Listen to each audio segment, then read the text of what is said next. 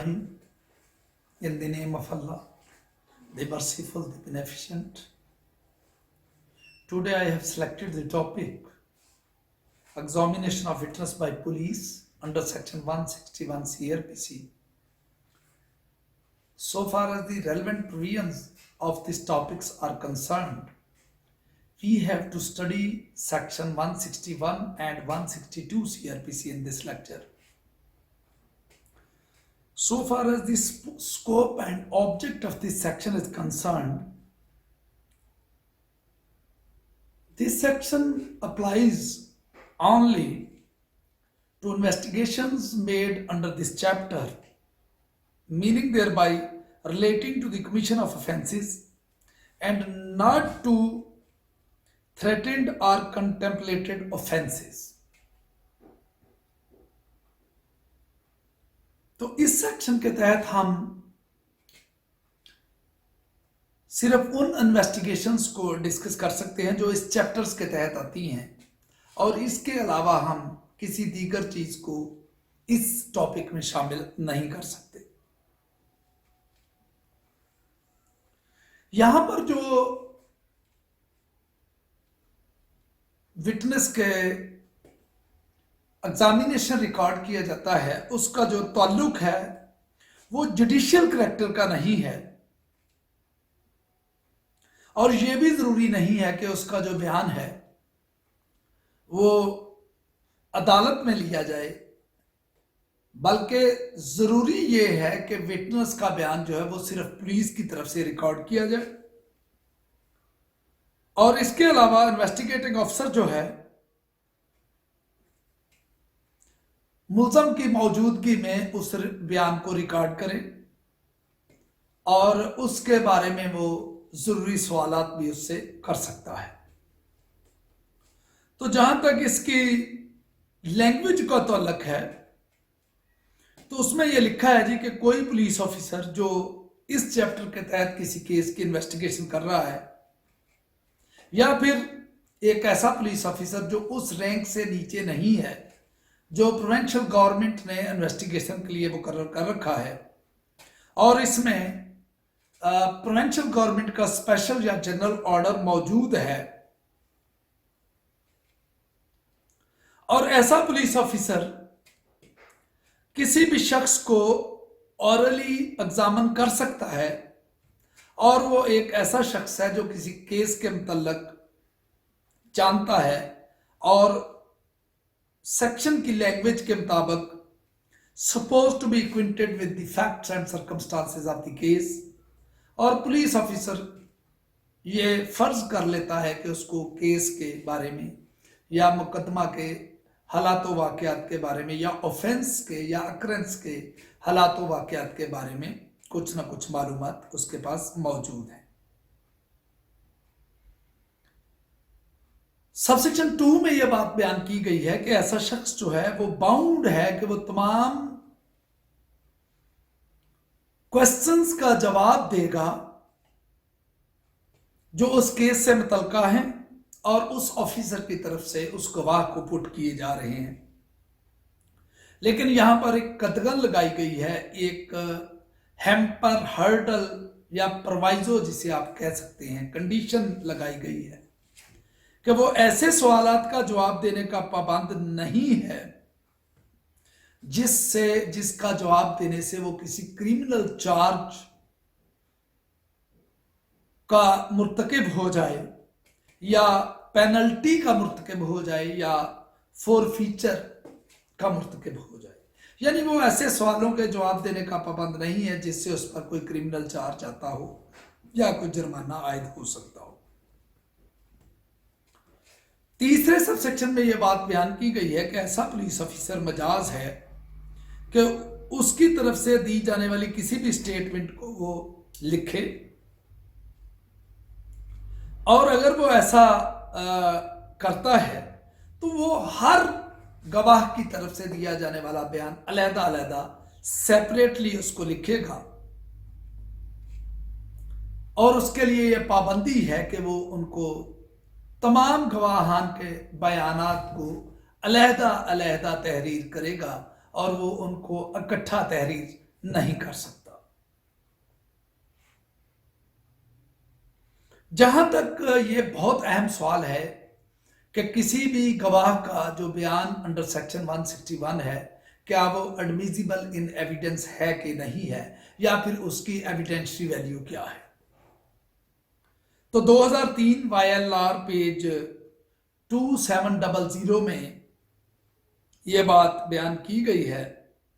कि जो गवाह के 161 के बयानात हैं वो सब्सटेंटिव पीस ऑफ एविडेंस नहीं है और वो सिर्फ लिमिटेड पर्पस के लिए इस्तेमाल किए जा सकते हैं और उसका सिर्फ मकसद ये है कि आप उस पर जिरह में इन बयानात को इस्तेमाल कर सकते हैं। अदरवाइज क्रॉस एग्जामिनेशन करने के लिए विटनेस के ऊपर उसको इस्तेमाल किया जा सकता है। Otherwise they are not substantial piece of evidence in the court of law.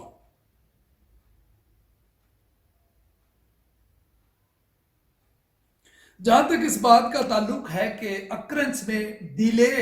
हो जाए, अक्रेंस के बाद बयानात, जो गवाहान के बयानात हैं उनको रिकॉर्ड करने में अगर ताखीर हो जाती है तो उसका केस पर क्या असर पड़ता है, तो उसका जवाब ये है कि veracity of the statement of the accused is reduced to nil if it is recorded after some delay without giving any particular explanation। अगर आपने कोई खास वजह बयान नहीं की कि इस वजह से गवाहान के बयानात ज़ेर दफ़ा 161 रिकॉर्ड करने में ताख़ीर हो गई है, तो फिर उसकी जो वेरासिटी है वो निल हो जाती है। जहां तक इस बात का ताल्लुक है कि ऐसे बयानात क्यों रिकॉर्ड किए जाते हैं और इनका पर्पस क्या है, तो फिर इनका मकसद जो बयान किया गया है वो PLD 1996 लाहौर पेज 286 में वो ये है कि to enable the accused to prepare the defence, कि मुल्ज़म को इस काबिल किया जाए कि वो अपना दिफा जो है उसको तैयार कर सके। और इसमें यह बात लिखी है कि ट्रायल कमेंस होने से पहले मुल्ज़म को प्रिसाइजली इस बात का पता होना चाहिए कि उसके खिलाफ इल्ज़ाम क्या है। तो यही वो बयानात हैं गवाहान के जो इस बात का तयन करते हैं कि मुल्ज़म के ऊपर ये इल्ज़ामात हैं।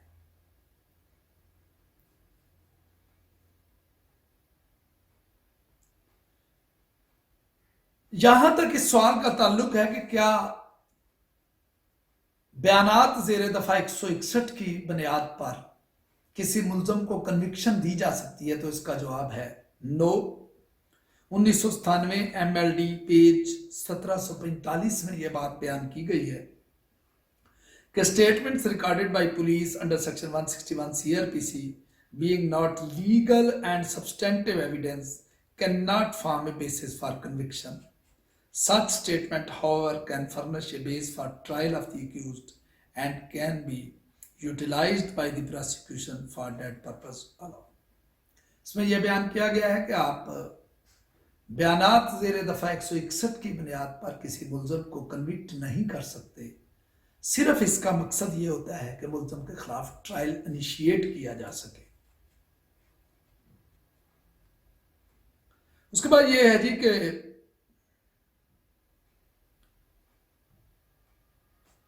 Right of accused to inspect statements recorded, मुल्ज़म का यह हक है जी कि वो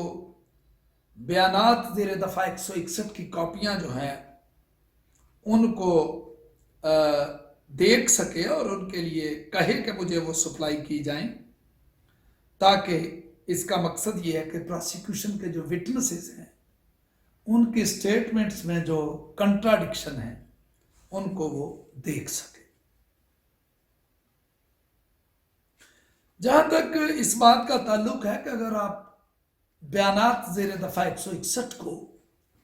रिकॉर्ड करने में ताख़ीर कर देते हैं तो उसके मुकदमा पर क्या असरात पड़ते हैं, तो इसके मतलब ये बयान किया गया है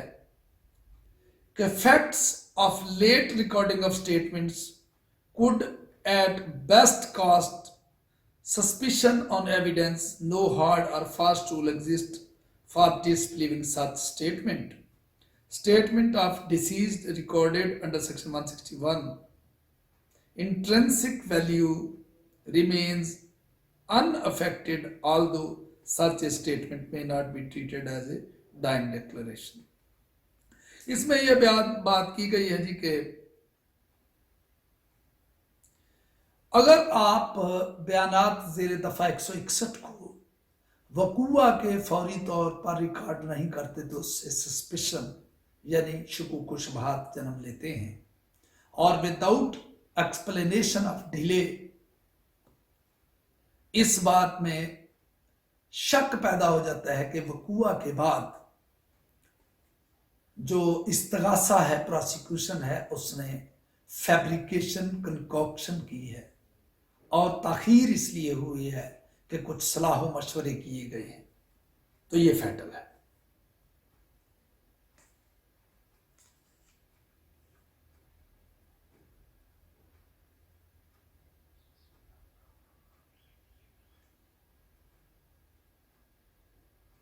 उसके बाद जी डिले इन रिकॉर्डिंग स्टेटमेंट,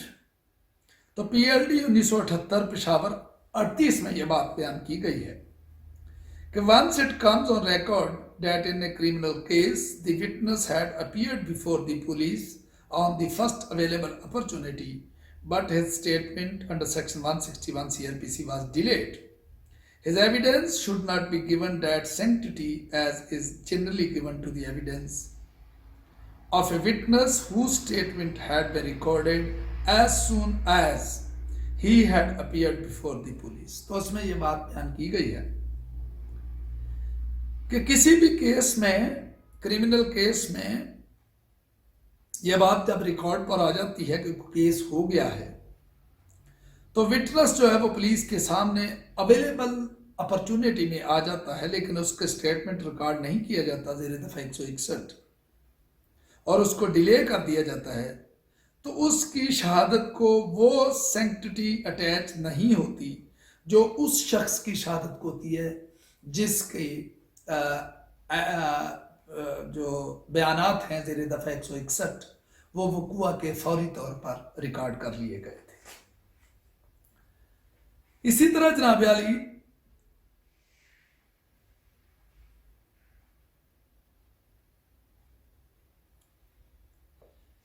अब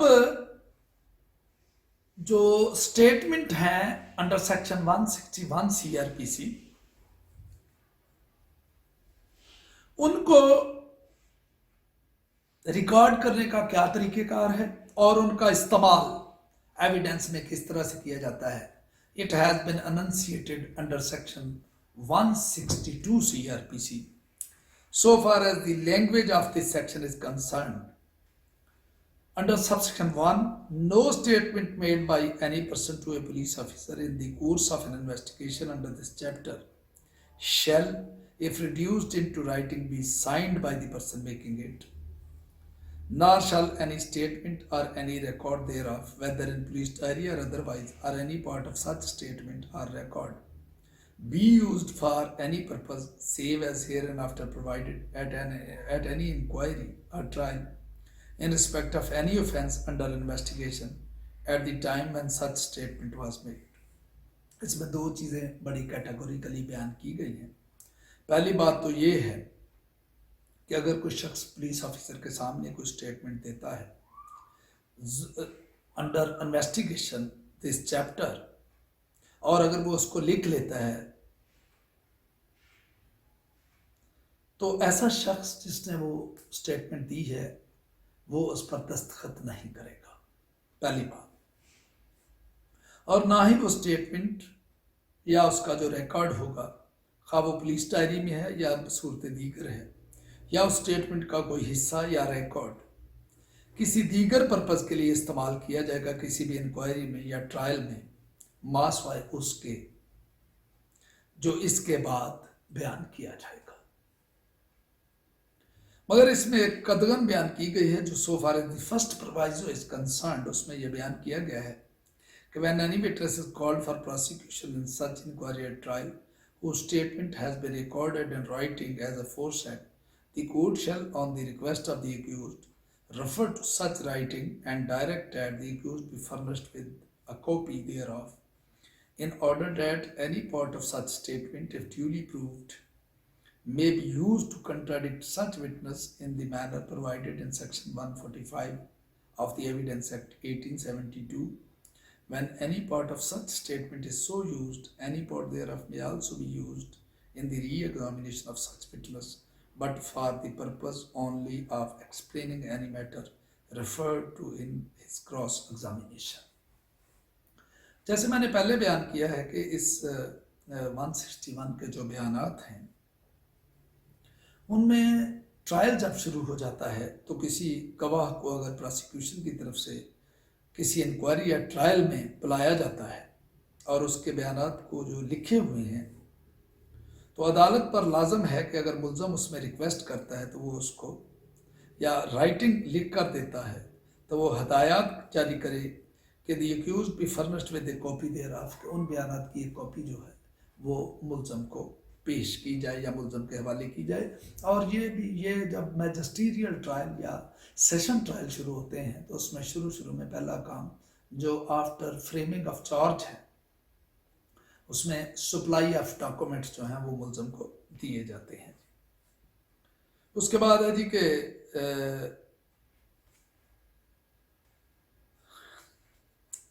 और ये दस्तावेज या जो बयानात हैं वो मुल्ज़म के हवाले करने का मकसद ये है कि चूँकि कोई गवाह उसके ख़िलाफ़ कोर्ट ऑफ लॉ में पेश हो रहा है तो मुल्ज़म को ये अपॉर्चुनिटी दी जाए कि वो उसके ऊपर क्रॉस एग्जामिन कर सके और अपने दफा के लिए उस बयान को झुठला सके जो उसके ख़िलाफ़ किसी गवाह ने कोर्ट ऑफ लॉ में बयान किया है। तो उसके लिए जनाब क्रॉस एग्जामिनेशन करने के लिए इसको यूज़ किया जाता है और उसके बाद अगर कोई उसमें चीज़ रह जाती है तो री क्रॉस एग्जामिनेशन में भी उसको यूज़ किया जा सकता है। अगली प्रोवाइजो में ये बात बयान की गई है कि अगर अदालत ये बात मुनासिब समझती है या अदालत की राय में उस स्टेटमेंट का या उस रिकॉर्ड का कोई हिस्सा सब्जेक्ट मैटर से रेलेवेंट नहीं है और उस इंक्वायरी या ट्रायल में वो रेलेवेंट नहीं है, और दूसरी बात यह है कि उसका उस बयान में से उस हिस्से का मुल्ज़म को डिस्क्लोज करना भी ज़रूरी नहीं है और वो इंटरेस्ट ऑफ जस्टिस में नहीं है और पब्लिक इंटरेस्ट के लिए इनएक्सपीडियंट है, गैर मुनासिब है, तो वो अदालत जो है वो अपनी उस राय को लिखेगी लेकिन उसकी रीजंस नहीं लिखेगी और उस बयान में से उतना हिस्सा एक्सक्लूड कर देगी जो कि पब्लिक इंटरेस्ट में नहीं है या फिर वो उसको मुल्ज़म को डिस्क्लोज करना इंटरेस्ट ऑफ जस्टिस में ज़रूरी नहीं है।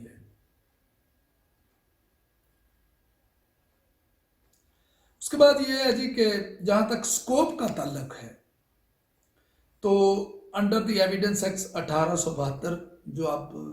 रिपील होकर कानून शहादत ऑर्डिनेंस के नाम से जाना जाता है, the previous statement of witness can be used under section 145 to contradict the witness, under section 155 to impeach his credit, and under section 157 to corroborate his testimony. Contradict the witness यानी गवाहान में तजाद पैदा करने के लिए इसको इस्तेमाल किया जा सकता है इन बयानात को। दूसरा इसका इस्तेमाल ये है कि impeach his credit, उसकी जो क्रेडिबिलिटी है जो उसका अतमाद है उसको शेक करने के लिए इस्तेमाल किया जा सकता है। और तीसरा जी 157 एविडेंस एक्ट के तहत corroborate his testimony, जो वो शहादत पेश करेंगे उनकी एक दूसरे से तायीद हासिल करने के लिए इसको इस्तेमाल किया जा सकता है।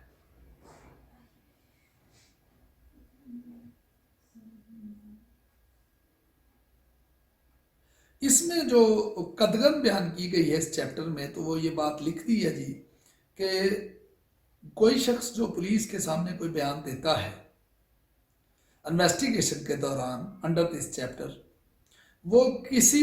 दीगर पर्पज़ के लिए इस्तेमाल नहीं किया जाएगा सवाए बाय द एक्यूज्ड मुल्ज़म की तरफ से for the purpose of contradicting the witness as provided under section 145 of Evidence Act, और या फिर जो गवाहान हैं उनको कंट्राडिक्ट करने के लिए जब वो प्रोसिक्यूशन की तरफ से पेश होते हैं तो उनके जो बयानात ज़ेर दफ़ा 161 हैं उन पर जब जिरा की जाती है तो फिर गवाहान के बयानात में से तजाद ढूंढने के लिए इसको इस्तेमाल किया जा सकता है। जहाँ तक इस सेक्शन का ताल्लुक है या इसके ऑब्जेक्ट का ताल्लुक है तो इसका मतलब ये है जी कि ये इस बात का तयन करता है ये सेक्शन 162 कि जो बयानात पुलिस के सामने दिए जाएंगे उन पर दस्तखत नहीं किए जाएंगे, क्योंकि ये बात कैटेगोरिकली बड़ी दफ़ा क्लियर हुई है कि अनड्यू इन्फ्लुएंस या जबर के तहत कोरियन के तहत लिए गए बयानात जो हैं they are inadmissible in the court of law, और इनको हम एक्स्ट्रा जुडिशल भी कहते हैं, क्योंकि पुलिस के सामने दिए गए बयानात जो हैं उनके बारे में हम ये कह सकते हैं कि वो किसी दबाव का नतीजा हो सकते हैं, तो इसलिए इन पर दस्तखत किए जाने ज़रूरी नहीं। इसी तरह से हम जब इसका यूज़ करते हैं स्टेटमेंट्स को एविडेंस में, तो supply of copies of statement of witnesses and documents to the accused, provision of section 261(c)(1)(c) CRPC has impliedly repealed section 162 CRPC to the extent that provisions of making an application by the accused to get copies of the statement of the witnesses recorded under section 160 CRPC at a time when the witnesses have been called by the prosecution to make statement in the court and to make use of such copies only to conduct the witness within the meaning of section 145 Evidence Act 140 कानून शहादत। तो अब जो trial है उसका लाजमी हिस्सा है कि ये जो 265(c)(1)(c) है CRPC, इसने इम्प्लाइडली जो सेक्शन 162 है इसको इस हद तक रिपील कर दिया है कि कोई एप्लीकेशन देनी पड़ती है। बिल्कुल अब कोई एप्लीकेशन देने की ज़रूरत नहीं है। ट्रायल के दौरान ये एक मैंडेटरी प्रोविजन है कि मुल्ज़मान को गवाहान के बयानत की कॉपियां जो हैं वो मुहैया की जाएंगी। उसके बाद है जी कि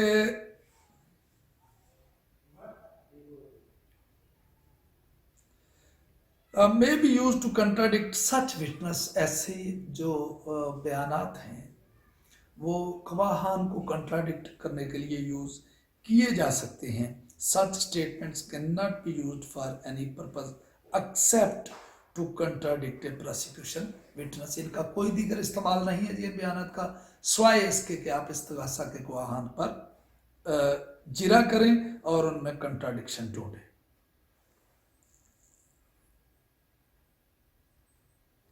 उसके बाद है जी कि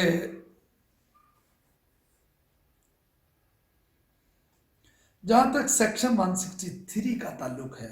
तो उसमें यह बात कैटेगोरिकली बयान की गई है कि no inducement to be offered, no police officer or other person in authority shall offer or make or cause to be offered or made any such inducement, threat और promise as is mentioned in evidence act 1872 section 24। इसमें उन्होंने कदगन लगा दिए कि कोई police officer या authority ना वो कोई ऑफर करेगा, ना करवाएगा, ना कोई इंड्यूसमेंट करेगा, ना कोई थ्रेट करेगा और ना ही कोई प्रॉमिस करेगा। ऐसे थ्रेट और प्रॉमिस और इंड्यूसमेंट जो कि सेक्शन 24 एविडेंस एक्ट में बयान किए गए हैं। सबसेक्शन 2 में ये बात बयान की गई है, but no police officer other person shall prevent by any question or otherwise any person from making in the course of any investigation under this chapter any statement which he may be disposed to make of his own free will। ना ही कोई police officer ना ही कोई दिगर शख्स रोकेगा किसी शख्स को किसी क्वेश्चन से या अदरवाइज किसी ऐसे शख्स को कि जो कि इन्वेस्टिगेशन के दौरान इस चैप्टर के तहत कोई ऐसी स्टेटमेंट देना चाहता है जो उसकी आज़ाद रजामंदी से होगी तो उससे प्रिवेंट नहीं किया जाएगा। अब जनाब अली जहां तक इस सेक्शन का ऑब्जेक्ट है सेक्शन 163 का, तो उसका ऑब्जेक्ट है कि this section prohibits a police officer or a person in authority from offering or making any inducement, threat और promise as is mentioned in section 24 of Evidence Act. A police officer or other person shall not prevent by any caution any person from making any statement which he may be disposed to make of his free will. तो इससे पहले हिस्से में ये बात बयान की गई है कि सेक्शन 24 एविडेंस एक्ट के तहत कोई शख्स किसी दीगर शख्स को किसी कोई ऑफर नहीं देगा, कोई इंड्यूसमेंट नहीं देगा या कोई धमकी नहीं देगा। और दूसरे हिस्से में बयान किया गया कि कोई पुलिस किसी शख्स को इस बात से नहीं रोकेगा कि वो अपनी आज़ाद रजामंदी से कोई बयान देना चाह रहा है। तो this was the first topic which I selected today and it starts from section 161 examination of a witness bye police, जिसे हम बयानात ज़ेर दफ़ा 161 कहते हैं। और ये पुलिस अफसर अपनी डायरीज़ में अपनी जो डेली डायरीज़ हैं जिनको हम ज़िमनिया कहते हैं उनमें रिकॉर्ड करता है। और इसी तरह से सेक्शन 162 में इस बात की पाबंदी आयद की गई है कि वो उन पर दस्तखत नहीं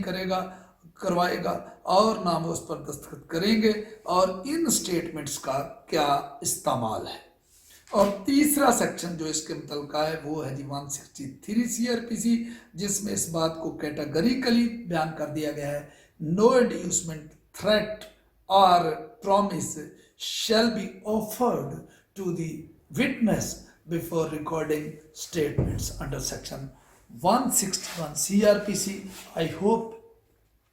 the students would have understood the lecture which I delivered today, and if there are any kind of queries or questions, I am always ready to answer your questions. और इस दुआ के साथ कि अल्लाह ताला